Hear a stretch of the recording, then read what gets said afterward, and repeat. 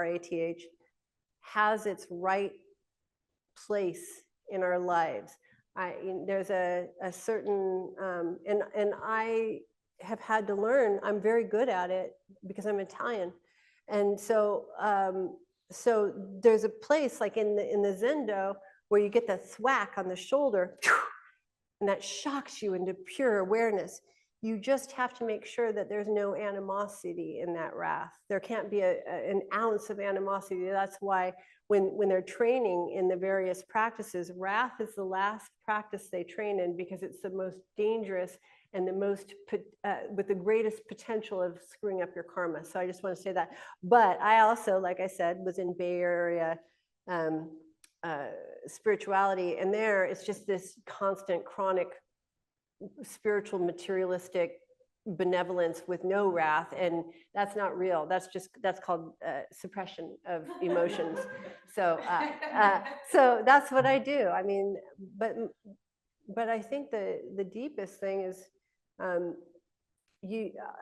anything I can find compassion for dissolves my animosity. Anytime my animosity is dissolved, this shocking thing happens.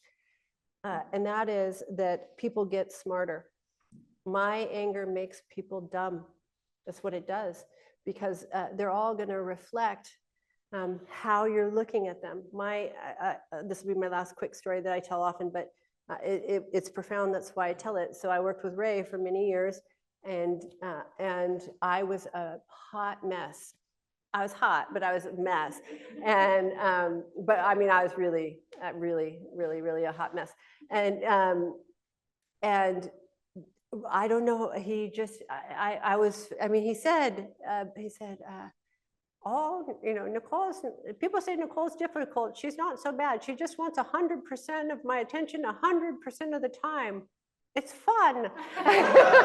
So anyway, he was a bodhisattva, we're clear. And but here's what he did, and that is, no matter what I was doing, and I can tell you, I really ran the gamut. You know, some people are like, "Oh, Nick, I think I'm so difficult." It's like, "Oh, don't even, child. Let me tell you." But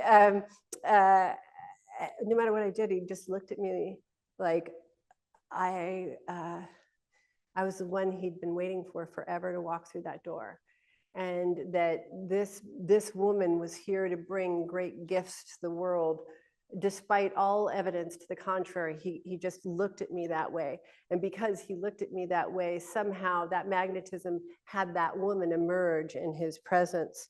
Okay, and I can tell you, I've also been around people who only look at me with anger and hatred, and suddenly I'm dumb and fumbling. You know, I do a lot of, I've done interviews, and I can sit down and I can just immediately, I can feel those eyes of like, oh, and I'll think, oh, here we're gonna go into that, and then having to find my own center, because those eyes really make you forget everything. They make you leave yourself. They make you want to prove, and the minute you're in that place, it's no good. So I would say, if you're really angry with somebody, look at them with the eyes, but you have to genuinely see it, that sees their deepest self, and do not look away until that person emerges.